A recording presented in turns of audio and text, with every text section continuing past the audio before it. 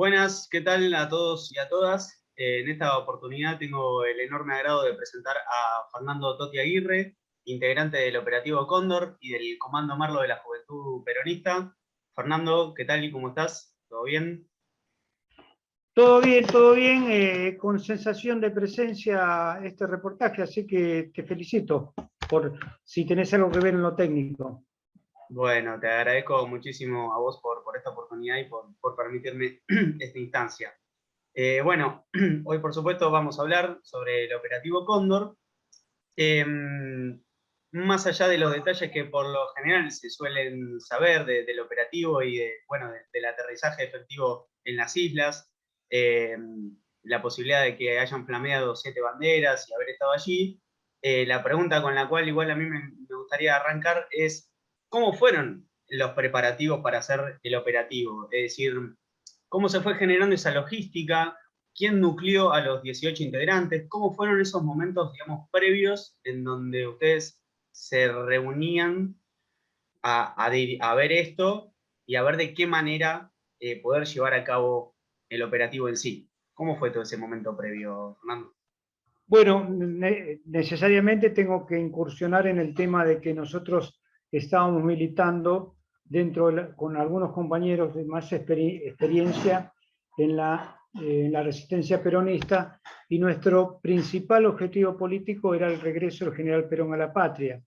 Yo en el 64 me vi, era nuevo en la actividad política, en la Juventud Peronista, y me vi frustrado al que los imperialismos reinantes, digamos, de acá, de Brasil, de Estados Unidos, determinaron detener a Perón en su viaje que hacía a la Argentina y lo retuvieron en el aeropuerto El Galeão, en Río de Janeiro, y no le dejaron continuar y hicieron volver el avión de Iberia, o de, bueno, no interesa la línea, hicieron volver a España al general Perón.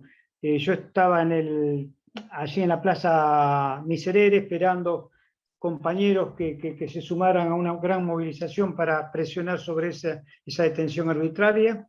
Y bueno, no pasó nada, absolutamente nada, y después pasamos a analizar el por qué no se había movilizado la fuerza del movimiento gremial, que era la columna vertebral del movimiento nacional justicialista.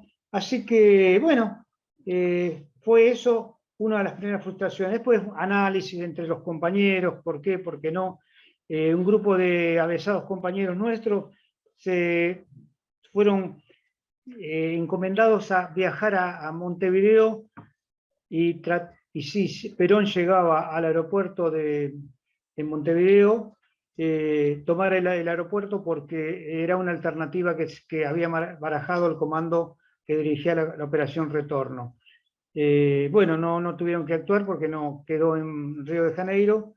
Y bueno, y así empezamos a elaborar diferentes acciones tendientes a presionar más al gobierno de ese momento, el gobierno radical. Estaba Humberto Ilía a cargo de la presidencia de la Nación, había ganado con muy pocos votos con la proscripción del peronismo. Así que, bueno, nuestra tarea principal era juntarnos, nuclear a la mayor cantidad posible de compañeros que tuvieran el pensamiento peronista y que tuvieran un poco de decisión para manifestarse en las protestas obreras y en las acciones de otro tipo. Y bueno, y así fuimos agrandando nuestro comando y conectándonos cada vez más con sectores de capital, que era el centro como pasa siempre, ¿no? Entonces, por ahí un compañero de los más avesados, un compañero con INTE que se llamaba Rodríguez y que también integró el operativo Cóndor, tuvo un contacto así por algunos rumores con Dardo Cabo, lo que determinó que Dardo, como lo conocía Juan Carlos Rodríguez, determinó que, bueno, que lo podía confiar en lo que estaba y le comentó el proyecto de llegar a Malvinas.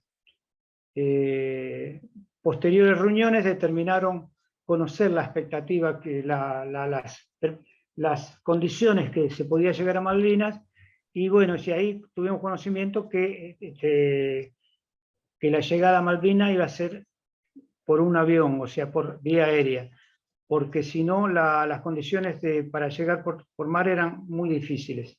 Así que empezamos a transitar esa etapa de que podíamos participar hasta que después de meses y de algunas conversaciones se fueron delineando y viendo a ver quién podía ir a Malvinas que asumiera los riesgos que presuponía llevar un avión, aterrizarlo en un lugar que no había pista de aterrizaje, o sea, secuestrar el avión, llevarlo, obligarlo a pesar de que no estaba tipificado el delito de secuestro aéreo en ese entonces, porque era el primer secuestro aéreo que se había materializado de un avión comercial. Y bueno, y en ese interín hubo una serie de conversaciones entre nosotros para ver quiénes íbamos. Y bueno, después de una serie de consideraciones, se determinó que nosotros, los que fuimos, los 6 que fuimos, y quedaron 3 o 4 compañeros que por diferentes razones no podían, pero estaban enterados de la operación, pero que no podían, por alguna circunstancia, no podían ir. Así que bueno, ese fue el inicio. Después vinieron reuniones propias, personales, porque en aquel entonces éramos representados por nuestro compañero que tenía la misión de resguardar el secreto de la operación, y porque, bueno, había un gobierno ya, hacía 3 meses que en junio, el 28 de junio del 66, había dado el golpe Juan Carlos Onganía.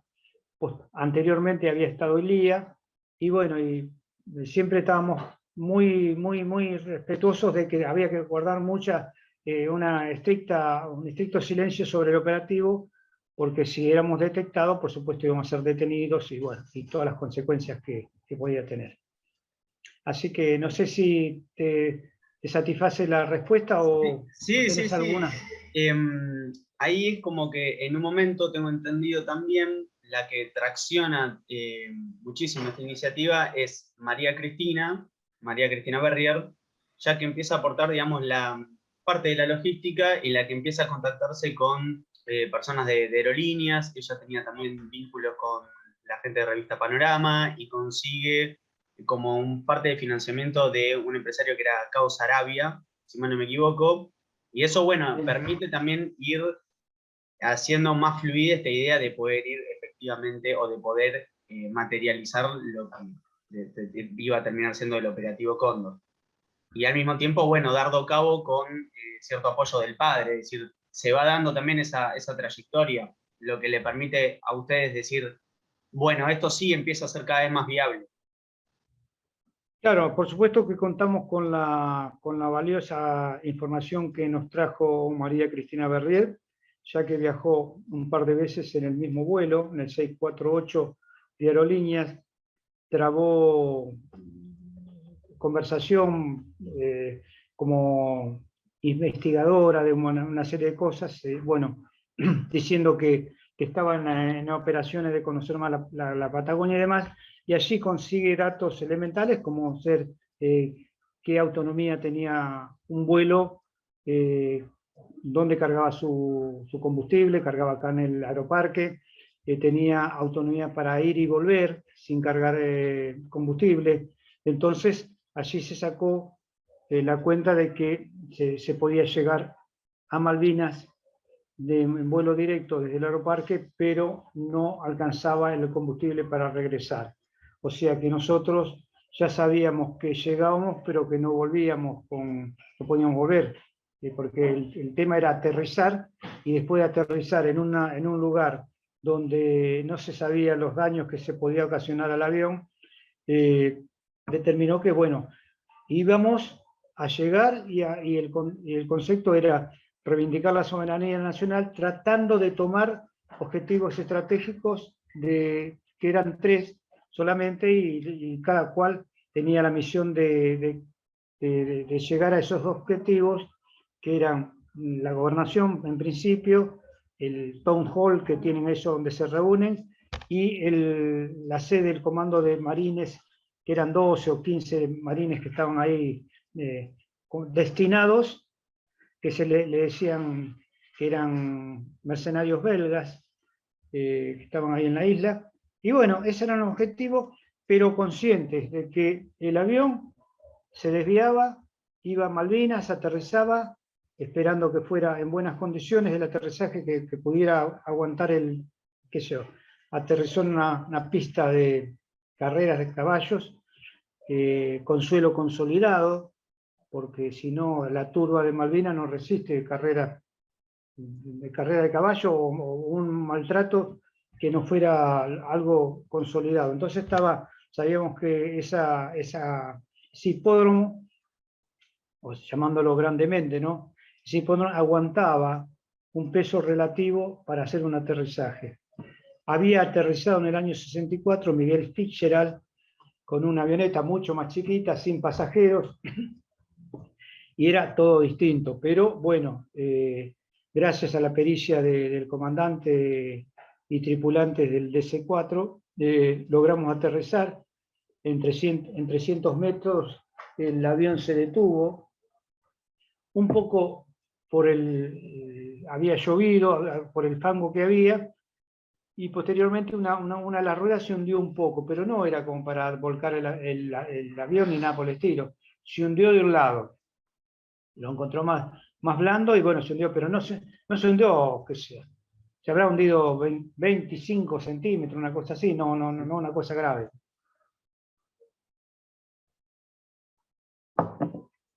Así que empezando un poco, adelantándome al reportaje tuyo, Sí, sí. te digo más o menos, pero por supuesto podemos volver atrás. Sí, no, incluso pensando, a ver, una doble pregunta, digamos. Me había quedado la duda si María Cristina había ido ya a Malvinas en otra oportunidad como periodista de Panorama para ir a sacar fotos. Eso fue una duda que me quedó de algo que leí, pero ahora cualquier cosa me lo dirás vos. Y en segundo lugar, si en esta cuestión de, bueno, el avión a la vuelta no iba a tener la nafta para volver. Allí, No. ¿ustedes también esperaban que el gobierno argentino traccione una política de, bueno, irlos a buscar o llevar a cabo una política malvinera un poco más dura, empezar a accionar una cuestión, una política más rígida al respecto, y más teniendo en cuenta que estaba el príncipe de Edimburgo acá en Argentina, o no esperaban esa reacción del gobierno? El general Onganía presumía o se había hecho fama de que era nacionalista. Nosotros dijimos, si es nacionalista, puede tener una actitud favorable, pero no estábamos convencidos de ello porque nuestros militares, lamentablemente, no todos, y si asumen el poder, no quieren jugar con potencias ni enfrentarse con potencias. Nosotros adelantamos el viaje a Malvinas por la llegada del príncipe de Edimburgo. Se hacía en otra fecha posterior, en noviembre, y lo adelantamos porque entendíamos que el eco que iba a tener hacer el operativo, llegar a Malvinas con el príncipe consorte en Buenos Aires, iba a tener una enorme divulgación. Más que algunos compañeros que yo nunca pensé que podía ser, porque que hablaban de secuestro del príncipe, solamente fue un ametrallamiento de la sede de la embajada, hecho por unos compañeros nuestros que quedaron en la divulgación y en la agitación después de la llegada. Bueno, es lo que pasó nada más. El príncipe vino por un tema de equitación. Onganía se hizo, participó del partido de polo que se hizo acá, pero no teníamos mucha esperanza de que tuviera una actitud positiva. Y efectivamente, como fue, nos trató de que esto había sido una acción de facciosos, porque bueno, enseguida con el comando de Dardo Cabo, que lo conocían como peronista y resistente, ya no quedaba demasiada duda de que era una actitud de gente relacionada con el peronismo. Así Claro, que... y ahí, perdóname, ahí tengo una preguntita, o sea, lo tenían ubicado a Dardo Cabo ya en la Revolución Argentina, el gobierno de facto, y a ustedes también los tenían ya ahí medio medio de reojo los tenían vistos o no? Sí, sí, porque, digamos, vamos a decir un nombre de Merlo, que siempre nombre, que se llama Juan Carlos Rodríguez, fue condenado en el plan Conintes a 12 años de prisión y lo remitieron a la cárcel de Rawson. O sea, el más conocido no era, pero tenía era más público la popularidad de Dardo por estar relacionado con la UON, con el papá, conociendo a Armando, que era también un gran militante y un dirigente gremial. Así que ahí estaba la cuestión, ¿no? De que viendo algunos de quién son estos tipos, lo primero que hacen van a la CIDE, y la CIDE estaba en pelotas porque la verdad no nosotros tuvimos bastante movimiento, teníamos temor de que nos descubrieran antes de salir, así que, pero bueno, no tenían nada, yo no tenía antecedentes, no había caído preso nunca, tenía los antecedentes de acá de Merlo, de haber trabajado con Merlo, con Rubí Mayola. Teníamos relación con Juan Esquer, que fue cuando regresó Perón en el 73, a partir del 72, Juan Esquer era el jefe de la custodia de Perón. Era de acá de Padua, ya falleció, y bueno, siempre teníamos alguna llegada a las cartas que enviaba Perón desde el exilio por intermedio de Juan Esquer. Era un tipo de mucha confianza de Perón. En definitiva, habíamos desechado la posibilidad porque teníamos algún conocimiento de que el nacionalismo de Onganía no era demasiado, digamos, valioso, así que, bueno, tuvimos la respuesta que habíamos preanunciado de que Onganía no iba a tener otra alternativa porque ellos juegan, era jefe del ejército y demás, y bueno, hay de todo, peronista y no peronista. Así que, bueno, no sé si en alguna medida te respondí tu pregunta. Sí, sí, sí, sí, obvio. Algo que también habías mencionado es que el operativo en un principio ustedes lo iban a realizar un 20 de noviembre. ¿Puede ser? Claro, se adelantó por la llegada nos enteramos de la llegada ya programada de Felipe de Edimburgo, y entonces, bueno, dijimos, como dijo el cura Roel allá en las islas, muchachos, cuando nos pidió nuevamente que le pusiéramos las armas, dijo, muchachos, ustedes llegaron a todo el mundo con esta acción que hicieron acá en Malvinas, por la reivindicación que piden de las islas, porque el usurpador es inglés, porque está todo, ha llegado a todo el mundo, así que ya más no pueden hacer, están rodeados de gente armada, así que ya les queda solamente esperar a ver qué es lo que pasa entre los gobiernos inglés y argentino respecto a qué hacen con ustedes. Claro. Después cualquier cosa vamos obviamente a volver a eso. A mí me interesaría también como recalar en esta idea, que obviamente ya estuviste exponiendo, pero me gustaría como ponerle un acento a esta cuestión de cuán interpelados se sentían ustedes por ese efectivo, digamos, clima de época de la resistencia, de una militancia cada vez más movilizada, de gobiernos como, bueno, dictaduras o democracias blandas como un poco las de Frondizi y las de Ilia, que el gobierno de Frondizi aplicaba el plan Conintes, que era como, bueno, medio ahí una persecución a cierta parte de la militancia. Ilia, que no terminaba de llevar a cabo esa democracia sólida de garantizar, por ejemplo, el regreso de Perón, algo que vos habías mencionado previamente.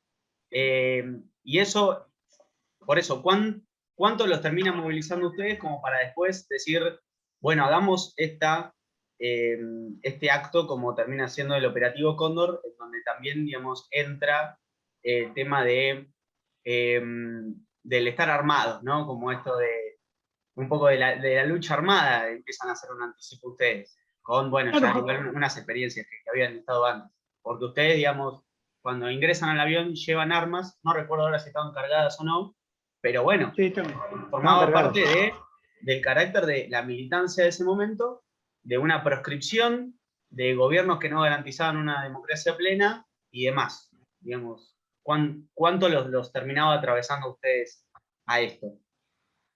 Claro, empezamos porque todos los gobiernos no eran democráticos, porque si llegaban a ser electos, Perón con Frondizi hizo un acuerdo, no lo cumplió Frondizi.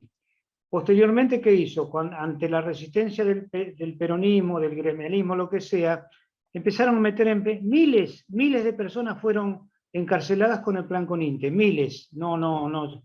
Yo tengo, nosotros en el año 16, con una investigadora aeronáutica que se llama Karina Villafañe, pusimos la placa en la cárcel del fin del mundo, que era la cárcel que hoy es museo. Pusimos una placa donde recordamos a los 45 compañeros, que los tengo acá, los nombres de todo uno, que están en una placa, luego de ingentes gestiones con el director del museo y demás. Esto lo convenció de que sería una buena referencia histórica. Entonces hoy, si no la sacaron, tendría que averiguar si no la sacaron, yo fui y la vi, la placa, porque yo no la impuse, fueron detenidos con intes que estuvieron detenidos en la cárcel de Ushuaia. Y entre esos detenidos que fueron a colocar la placa con esta compañera, dan viricitud a que nosotros, la compañera Villafañe trabajó para imponer esa placa. Esos 45, aparte del general, del brigadier Pistarini, el brigadier Pistarini, que fue ministro de Perón en la época de donde se hicieron todas las obras, hicieron miles de obras, 120.000 obras, murió en la cárcel de Ushuaia por falta de atención, en el año 56. Estos compañeros tuvieron a partir del año 60, que fueron trasladados en barco allá, y estuvieron detenidos. No hablar del escape de la cárcel de John Cook, de Kelly, de Cámpora, de José Antonio después de la Revolución. Pero lo que nosotros queremos rescatar es la historia, porque todo fue a base de represión, porque también Humberto Illia, que era, de acuerdo a los criterios de los radicales, pero muy democrático, él ganó con el 22% de los votos la presidencia con la proscripción del peronismo. Así que, en definitiva, nuestra lucha siempre tenía una motivación para estar presente en las manifestaciones y demás. Y yo considero que la memoria también es muy valedera para mucha gente que estuvo pasando muchas atrocidades. Estar en el sur, digamos, para abrigarse en un invierno es pesado. Hay que tener las cobijas necesarias, hay que tener un buen lugar para estar alojado, ¿no? Nosotros conocimos la prisión de la jefatura de policía donde estuvimos nosotros. Tuvimos que hacer, los primeros días que llegamos ahí, huelga de hambre para que nos sacaran de ahí, porque chorreaban las paredes del pabellón, chorreaban agua. Era para morirse tuberculoso ahí. Pero bueno, me estoy yendo un poco del tema. Lo que quiero significar es eso, que bueno, volviendo un poco a la inteligencia previa. No me consta porque no tengo elementos para decir que María Cristina Vergés estuvo en las islas. Supongo que sí. No me consta porque nunca pude certificarlo, como algunas otras cosas. Pero sí sirvió la inteligencia para saber hasta qué punto teníamos combustible, cómo se hacía el viaje, quién era, trabó relación con miembros de la tripulación, más que nada con el copiloto, el Sosa Laprida. Así que hay un montón de circunstancias que a veces uno no valora, porque la desconoce, porque siempre privó entre nosotros, sí, fulano, si yo empiezo a conversar estas cosas no tendré una relación de filtración y demás, entonces no se comentaban algunas cuestiones que eran esenciales para la seguridad. No sé si me fui de algún otro juego. Sí, y en definitiva también, digamos, mencionar cómo ustedes, quienes constituyeron el operativo Cóndor, estaban interpelados por todo lo que estaba pasando. Para mí a veces, como me suele pasar, por lo menos una perspectiva personal, vos después me dirás o no, como que a veces está como un poco escindido, separado esta cuestión de, bueno, el contexto, a grosso modo, la resistencia, la militancia peronista, el gobierno de facto y demás, con la misión que ustedes hacen a Malvinas, es decir, ustedes formaban parte de toda esta militancia que que acá dentro del continente estaba transitando todo eso que vos mencionabas antes, lo del CONINTE, el golpe del 66, una democracia proscriptiva y demás. Digamos, también poner, me parece, en la mesa un poco de eso, ¿no? Vos sabés que para los militares el sable corvo del general San Martín es algo invalorable. Por 2 veces, miembro de la resistencia peronista, no voy a hablar nombre ni en el 63, 62 y demás, por 2 veces se violentó la seguridad y se lo llevaron al sable de San Martín. Muchos de los compañeros que habían hecho esos hechos era para recuperar el cadáver de Evita, para aliviar un poco la situación del general San Martín, o sea, canjearlo por algo.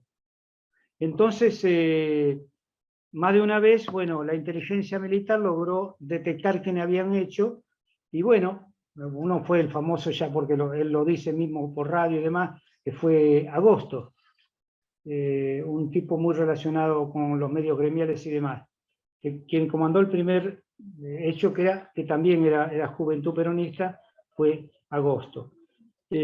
Posteriormente se volvió a sustraer del Museo Histórico Nacional, un comando nuestro también se llevó, y bueno, pero eso no tuvo la repercusión que tuvo, porque posteriormente, bueno, fueron cercados un poco los que tenían el sable, y bueno, se entregó sin canje. Pero todo tenía una finalidad política, no era que vos querías quedarte con el sable San Martín, pero que ocurrieron. Eso y muchos actos más. No viene al caso enumerarlos, pero bueno, te digo que era mucho de nosotros decíamos Perón o muerte, era algo pesado, y hicimos bastantes operaciones que tenían la finalidad de en las huelgas gremiales y demás. Pero me estoy yendo un poco el tema, y vos querés saber algo más del operativo Cóndor. No, está bien. Con respecto también a estas actividades de la militancia y vinculadas a Malvinas, antes te estabas mencionando esa tentativa que hubo por parte del movimiento Tacuara, si mal no me equivoco, de hacer también una incursión a las islas, parecida a la que tenían ustedes, pero de otra manera. ¿Cómo lo tomaron eso? ¿Ustedes estaban al corriente? ¿Anotaron algunas cosas al respecto de aquello? Claro, porque ellos tampoco no divulgaban demasiado sus planes, pero se sabía, con eso, Horacio Rossi quiso hacer la operación Antonio Rivero, el Gaucho Rivero, viajó a Bahía Blanca, buscó un barco, solo encontró un lanchón de 6 toneladas, la idea era de pescar cerca de la costa de las islas, simular una avería, inundar una bodega para atracar en el puerto, con 20 o 30 hombres armados, tomar la ciudad y ofrecerle a Perón instalarse en las islas, ¿no? Una vez tomada. Esa era una de las cosas que pensaban los muchachos, y bueno, era militancia también, que era mismo, que era de izquierda, que yo no sé. Revilla también era plenamente de izquierda. Perón en una ocasión los echó de la plaza, en otra ocasión le mataron a Rucci, que era un gran colaborador de él. Bueno, esas son cuestiones que a veces motivaban una cierta intransigencia, en el accionar, y a veces se utilizaban la violencia. Pero bueno, es historia. ¿Qué vamos a hacer? No queda otra. Es más o menos lo que los muchachos ¿cómo se llama? De Tacuara eran muy extremos, eran pegadores, o sea, quien andaban en el centro siempre en peleas de puño, o de garrote, o de cachiporra y demás, cuando alguien no tenía una actitud nacional, ¿no? Si se quiere. Así que, bueno, fueron quedando, tuvieron problemas. Uno de los grandes, José Luinel, fue uno de los también integrantes de Tacuara. El mismo Cabo integró Tacuara, después fundó el Movimiento Nueva Argentina, con otros compañeros, escisiones de esas organizaciones políticas. Así que no sé si te respondí lo del tema Tacuara. Yo ya te digo, me nutrí más que nada por lo que leí, no porque frecuenté el sector ni capital, yo era más de acá de la zona, ¿no? Sí, sí, sí, bueno, igual, bien, genial. Y ahora sí, por ahí, quizás ya yendo a lo que fue el operativo, en una entrevista, Ricardo Bae, uno de los integrantes del operativo, menciona como la importancia del acto de militancia, ¿no? De haber hecho esta incursión a Malvinas por parte de ustedes, y aparte porque sirvió como para sacarlo de la gacetilla de la ONU y de la mera cuestión diplomática y llevarlo a un plano, digamos, me parece más de la calle, más popular, algo más de base. ¿Cómo lo empiezan a ver ustedes esto? ¿Cómo lo toma por ahí la gente en general, sus compañeros? Y al mismo tiempo con lo que venía pasando antes en el país con respecto a las resoluciones de la ONU, el viaje de Miguel Fitzgerald, de Raimundo Gleiser, ¿cómo lo van después relacionando esto ustedes? ¿Cómo lo van considerando? No, vos decís la divulgación que hacía Ricardo Bae, ¿no? La divulgación por medio de gacetilla. Lo importante de haber hecho el operativo Cóndor para sacarlo de una cuestión solamente diplomática y llevarlo más a un plano de esto, de base, de la calle, digamos, de la Claro. militancia. Sí, nosotros dentro del movimiento peronista era algo tradicional que en muchos actos se reivindicara ¿cómo se llama? La presencia argentina, pero no en la guerra del 82, sino anteriormente, reivindicar y hacer algo con relación, lo mismo que ahora. Ahora hay un secretario de Malvinas. El otro día vos lo habrás visto a este hombre, Guillermo Carmona. Carmona. Carmona al otro, pasaron 2 o 3 días y un suelto de un diario empezó con la crítica hacia Carmona diciendo que había caído mal dentro de mandos de las Fuerzas Armadas por haber asistido a un homenaje a los cóndores, los cóndores eran violentos, o sea que habían practicado la violencia para llegar a Malvinas. Entonces, después yo lo escuché con De Rensis, a Fonseca, a este hombre, el secretario de Malvinas, y bueno, y el hombre dijo, bueno, yo estoy en una actitud así, bien firme, yo vine a la Secretaría de Malvinas a ejercitar el derecho que tiene Argentina de reclamarle en todos los foros, y aparte de eso, de apretar en el tema de la pesca, apretar en el tema de la expansión que quieren hacer hacia la Antártida los británicos. Así que mejor que eso, imposible. Y nosotros teníamos como premisa también hablar de las Malvinas, porque las Malvinas que están ocupadas por los piratas ingleses, no con tanta virulencia, pero dentro de la parte política sí, nosotros la exaltamos como que era una necesidad presionar para que nuestros gobernantes hicieran alguna gestión más valedera que la que estaban haciendo. La actitud de Zavala Ortiz en la época de Elía, la 2065, que determinó que, bueno, que se tenían Argentina y Gran Bretaña tenían que sentarse a negociar, bueno, un logro, pero uno de los pocos logros, porque ahora son todos, después de perder la guerra con estos, ellos ya se pretenden quedarse con todo ¿cómo se llama? La latitud sur de la Argentina, de las Malvinas, de llegar a la Antártida y demás. Quieren hacer un puerto de aguas profundas ahí en la ciudad, y una serie de cosas. Por eso tiene que haber una actitud no timorata, porque a mí la gestión de este hombre, el anterior secretario de Malvinas, no me satisfacía, y a los sectores ni nacionalistas tampoco. ¿Cómo se llama? Ramos, no, ¿cómo es el nombre? Filmus. La actitud de Filmus no fue demasiado tipo Alberto Fernández, no hago nada demasiado muy grande porque se van a enojar los demás. No, hay que hacer despelote, como dijo el Papa. Así que, pero ya digo que esto es una pelea que nos encontramos un monstruo, un imperialismo como el inglés asociado a lo norteamericano, y no es fácil la cuestión, pero bueno, hay que pelearla porque si no, hay que tratar de negociar y pelearla. No queda otra. Desde ya.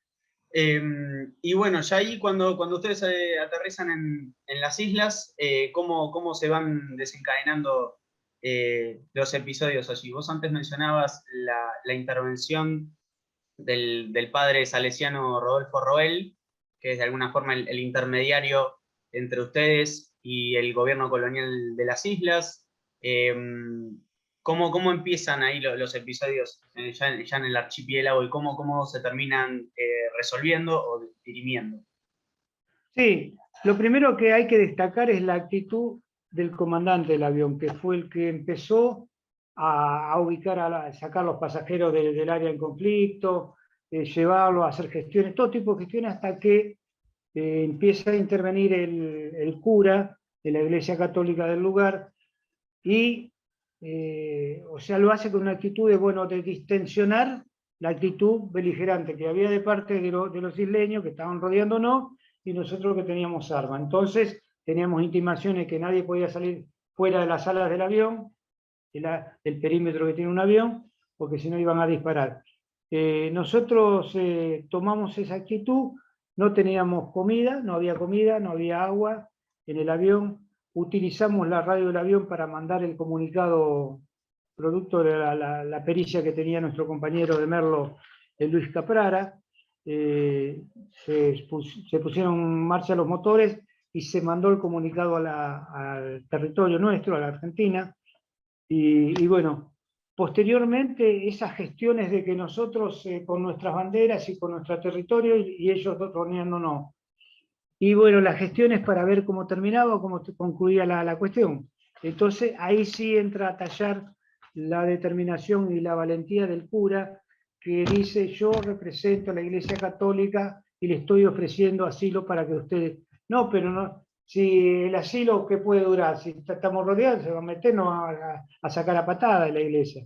No, seguro que acá no va a entrar nadie porque es la Iglesia Católica, no la pueden parar. Es más, en definitiva, después de negociaciones, después de una misa arriba del avión, después de cantar el himno nacional arriando la bandera y demás, se terminó por aceptar la posibilidad, porque ya digo, no había sustento, no había comida, no había nada, incluso la padecieron los mismos ingleses que teníamos con rehén arriba del avión.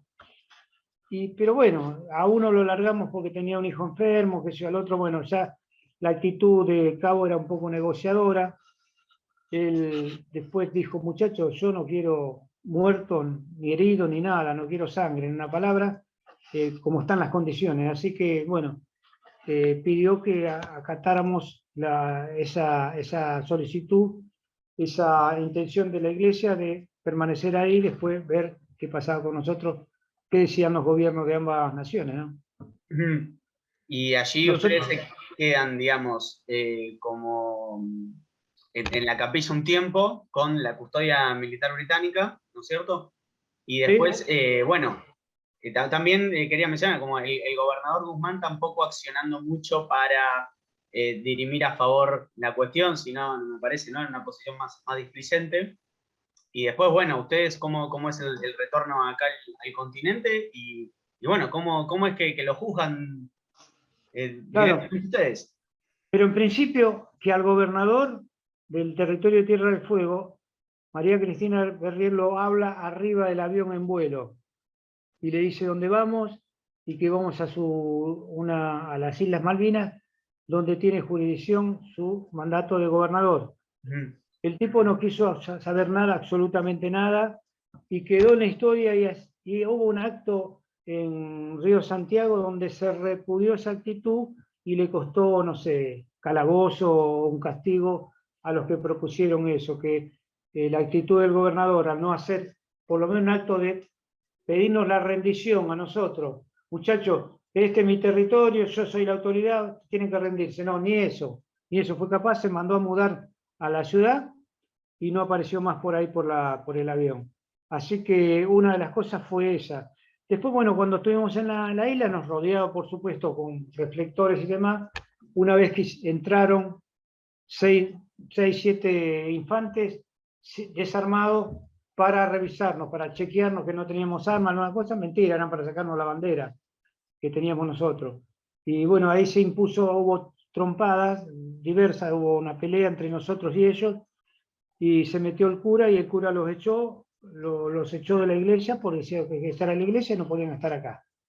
Que después, posteriormente, decidieron las autoridades. Y bueno, y así decidieron. Las autoridades decidieron, argentinas y británicas se reunieron, no sé si habrán negociado o qué, pero decidieron que no nos querían. Porque una de las posibilidades que nosotros pensamos era que podíamos ser remitidos a Londres o a cualquier lugar de dominio inglés, por haber hecho lo que habíamos hecho. No pasó eso y bueno, el gobierno argentino de Onganía mandó por el barco Buen Suceso a recuperarnos, a llevarnos, y bueno, las peripecias para llegar, tuvo que entrar a aguas jurisdiccionales de Malvinas, porque había quedado a 3 millas, a las 3 millas no se pudo embarcar porque era muy bravo el mar.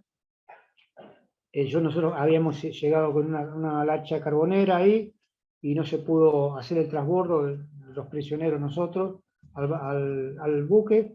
Entonces volvimos a las islas, y a las 3 o 4 horas hicieron entrar el barco en jurisdicción de Malvinas, que era lo lógico. Y resulta que, bueno, ahí sí, con otra lancha que fuimos, nos llevaron y pudimos ascender al barco, nos notificamos que estábamos detenidos incomunicados, y bueno, había infantes de marina, argentinos, policía del territorio de Tierra del Fuego, y personal del Juzgado Federal de Ushuaia. Allí, bueno, nos llevaron, nos detuvieron, y bueno, quedamos detenidos a cargo del Juzgado Federal de Ushuaia, y después de las peripecias, un montón de peripecias que hubo entre los policías. Un día le interferimos a la Radio Nacional de la Ushuaia, también Luis Caprara, que tenía sus conocimientos. Con una espica, en un descuido de los guardias, logra colarse por atrás del edificio y se engancha a la antena policial. Y entonces empieza a pelotudear con la radio, empieza a decir, sí, acá Comando Cóndor, vamos a tomar la ciudad, vamos a ir a Chile, ¿qué? Boludeces. ¿Qué sé yo? Como a las 12 horas nos cae todo, la Marina, la Prefectura, todo bien levantada la manita, requisado, nos dieron vuelta al pabellón, y buscando la cosa, y se le explicó, Capral le dice, no, es así, así, yo me conecté así, así, así, así, y ya nos querían hacer otra causa por interferencia, porque salió por la radio local. Lo que decía Capral era que eran jodas, probando, qué sé yo. Bueno, esa es una de las tantas cosas que pasaron. Bueno, consecuencia de esto, la sacamos barata porque a 14 de nosotros nos dieron, sí, a 14 a 15 de nosotros nos dieron 2 años de prisión en suspenso. Como habíamos transcurrido 9 meses de estar detenidos, pedimos la extradición, nos dieron la extradición, no nos querían más en la isla, y nos vinimos para acá, para Buenos Aires. Pero llegamos a Río Gallego, Aerolínea no nos quería llevar, entonces tuvo que hacer una gestión para que nos trajeran de Río Gallego en Austral. Bueno, vinimos en Austral, igual llegamos, porque si teníamos que venir en micro o algo, hubiera sido pesado. Y en Ushuaia se queda preso Dardo Cabo, puede ser, con Sí. otros dos.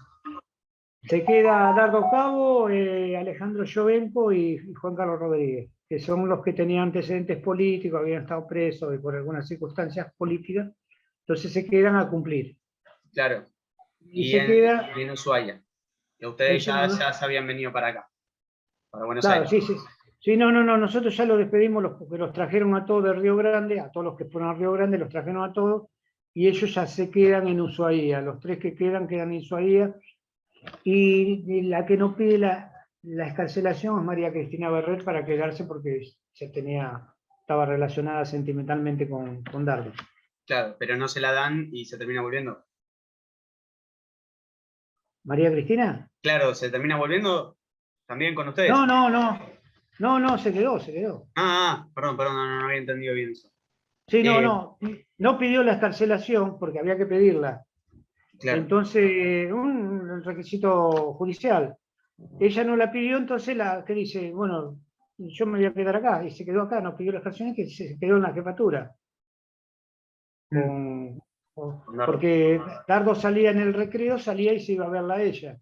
a una dependencia adentro en la parte delantera de la jefatura de policía. Así que, bueno, un detalle anecdótico. Después venimos acá y bueno, cada cual en lo suyo, volver a la militancia.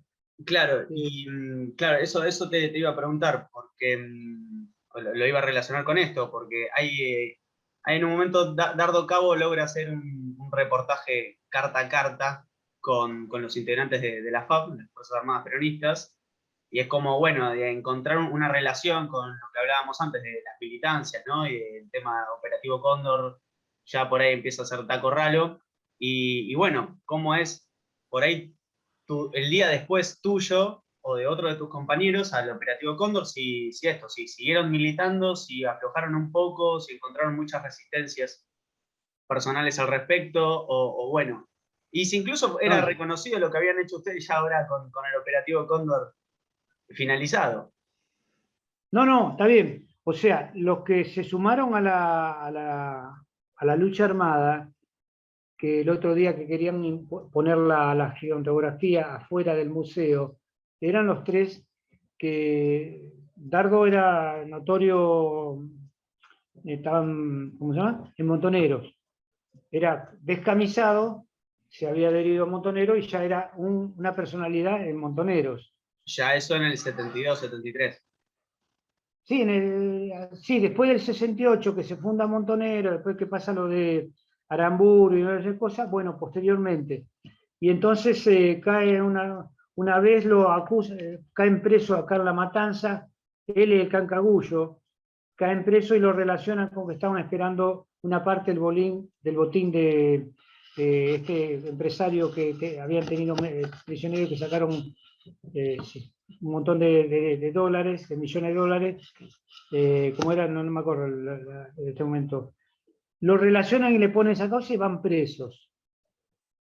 Y ahí lo sorprende después, el 75 caen presos ellos dos. Bueno, lo llevan a un lado, lo llevan a Sierra Chica, lo llevan acá, lo pasean ya con cargos y demás. Y bueno, y después termina muerto Dardo Cabo con algunos de los compañeros que estaban en el pabellón de la muerte, ahí de la unidad 9 en La Plata. Así que, bueno, ellos tuvieron, y nosotros seguimos con la parte de superficie del peronismo acá en Merlo. Yo fui concejal, candidato a concejal, candidato a primer concejal, bueno, todo ese tipo, cuando un radical acá en Merlo ganó la intendencia con 8.000 votos, con la proscripción nuestra, que era, al no participar, 48.000 votos, que se suma, que hubiéramos ganado rápidamente la intendencia, concejalías y demás, bueno, pero como no se proscribió propiamente, o sea, al haber tres listas de candidatos del peronismo en Merlo en el 73, yo iba también de concejal, ¿no? Esto bueno, que me estás mencionando es previo al 72. Claro. En el 73 tuvo la elección. Ahí va.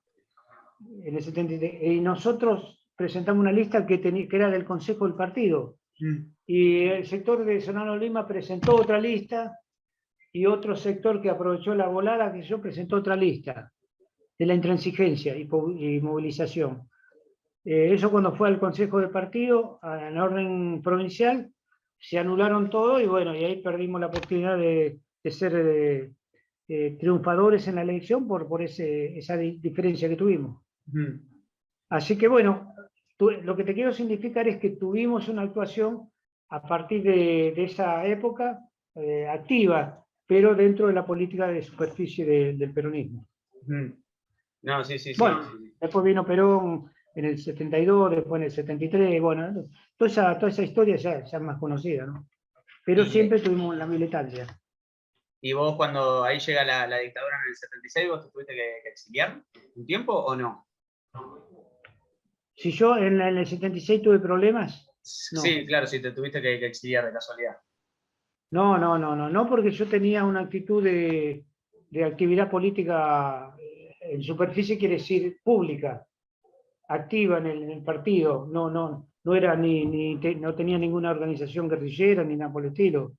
O sea, estaban las Fuerzas Armadas Peronistas, había diferentes sectores que habían optado por la lucha armada, no, nosotros a partir de que venimos de allá, nos nucleamos acá en el peronismo de Merlo y tuvimos representación. Yo fui congresal nacional, provincial, bueno, todo ese tipo de cosas, secretario general del partido, pero todo en superficie.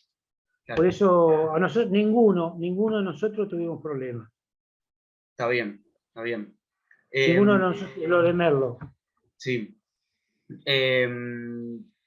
Bueno, acá nada, como para, si querés ir cerrando un poco, acá una de las últimas preguntas que por ahí tenía pensado hacerte es que, por ejemplo, en estos tiempos se viene como, bueno, debatiendo, discutiendo bastante el rol que empiezan a tener la juventud, ¿no? Empiezan a emerger ciertos movimientos. eh, y con respecto al operativo Cóndor, precisamente se lo suele caracterizar bastante como un movimiento fuertemente juvenil, digamos, como que generacionalmente o en cuanto a la cuestión etaria eran muy jóvenes. O sea, ¿por qué consideras que se da esta trayectoria de que son jóvenes y en ese contexto en particular y que termine desembocando en el operativo? Nosotros tuvimos un operativo como a lo mejor otras organizaciones tuvieron hechos relevantes, pero eso no quita que nosotros tuviéramos un protagonismo como jóvenes. Yo vengo de un hogar peronista, mi papá era también dirigente peronista, trabajaba en la Cámara de Diputados de la Nación, bueno, estuvo con Cámpora, estuvo con John William Cuy, una serie de gente en su época. La juventud anteriormente tenía una militancia que hoy no, por una circunstancia o por otra, porque no le satisface la política, porque considera a los políticos corruptos y demás, no se vuelca o si dice, ¿qué voy a votar? Preguntan a veces, ¿qué voy a votar? ¿Qué vas a votar? En un lado está el populismo nuestro, o sea, la política que busca beneficiar al más pobre, al obrero, al trabajador y demás, y el otro está en la venta del patrimonio argentino, en hipotecar la nación, en hacer negocios. ¿Te imaginas que no hay diferencia? Bueno, así queremos a veces influir en algunos chicos que están en la militancia. Y actualmente hay muchos chicos que buscan un laburo. Entonces se suman, qué sé yo, al peronismo, a lo mejor se suman a otro partido político y demás, pero por excelencia buscan el que tiene acceso al poder, porque puede puede conseguir laburo, una cosa. Pero nosotros éramos distintos porque se nucleaban, había montones de pibes y jóvenes, y había montones de personas que también había jóvenes que habían adoptado la lucha armada para conseguir un Estado que le habían vendido, porque acá, que sea, una cosa es Cuba, una cosa es otro lugar del mundo, y que tienen otras situaciones. Y acá a veces muchachos confundidos con la prédica de algún otro que los arrastraba, hacían que jugaran como yo decía, yo critico a la conducción montonera siempre porque siempre a los muchachos los mandaron a la muerte.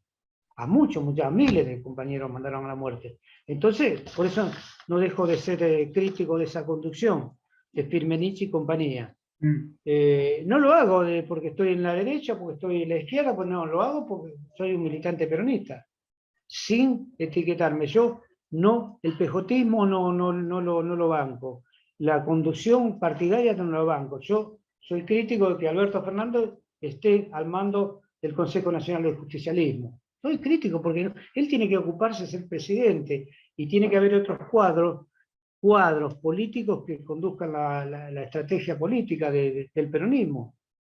Él tiene demasiado laburo como para estar entonces, ¿para qué lo ponen? Aparte que él, lamentablemente, no es del peronismo, él se declaró conservador, ¿cómo se llama? Socialdemócrata. Socialdemócrata, ¿viste? Ya me confundo un poco con... entonces, si vos siendo presidente de la Nación te declarás, después que te eligió Cristina, que es socialdemócrata, negro, después fue variando porque le dijeron, mirá, esto no es político, pero bueno, no nos satisface a mí personalmente y a muchos compañeros no nos satisface ese estado de cosas. ¿Qué querés que te diga? No, sí, está bien. Bueno, No sé si querés hacer otro cierre también, querés incorporar algo de lo que estuvimos conversando. La verdad que a mí nada, me pareció excelente, hay muchísimas cosas de las que fuiste abordando, de la trayectoria de la militancia, por qué se termina viendo un operativo Cóndor, las relaciones con lo que había sucedido en la década del 60, y bueno, todas estas trayectorias que se van dando por ahí desde el 55 hasta el 76. Claro, sí, porque tuve muchos compañeros que padecieron la cárcel, torturas de todo tipo y todo tipo de limitaciones, se quedaron sin trabajo, andaban pangueando. Mi papá tenía también, mi mamá y mi hermano tenían un negocio acá en Merlo Norte, un negocio de ramos generales teníamos, para esa época, ¿no? La década del 60. 60, 70, en el 70 y pico, 75 cerraron, porque bueno, por razones que no, gente que no pagaba y demás. Pero montones de compañeros que se habían quedado sin laburo y no tenían dónde, venían a pedirle a mi papá mercadería. Papá siempre una bolsita le hacía, bueno, tomá, te doy esto, qué sé yo, plata no tengo, qué sé yo, pero tomá, llévate esto para comer. Pero montones de compañeros, que por su militancia, porque lo habían echado, por esto, por lo otro, y bueno, y el peronismo siempre presente, y siempre la lucha es contra la dominación, los imperialismos contra el peronismo, porque el peronismo es liberación, es darle derechos al trabajador, a la gente y demás, como lo estamos viendo, atenuado como en este momento, pero siempre la tendencia es esa. Así que, bueno, no quiero explayarme más porque me va a entrar la militancia acérrima peronista, pero no quiero hacerlo. Vinimos a hablar del operativo Cóndor, te he dado algunas respuestas y bueno, esperemos que en el futuro, si necesitas algo más, mirá, yo tenía que ir a buscar unas fotos del comandante del avión y no pude ir. El comandante del DC-4, que aterrizó en Malvinas, que hizo sus primeras armas como aviador en el club de planeadores Albatros que estaba acá en Merlo. Soy del 48 acá, así que conocí eso, había festivales ahí y demás.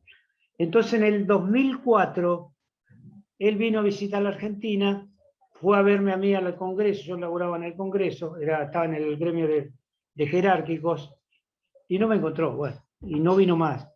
Pero después estuvo acá en Giva, que es una base aérea, una fuerza de la Fuerza Aérea Argentina, pero que tiene radares, que fueron los radares que llevaron a Malvinas.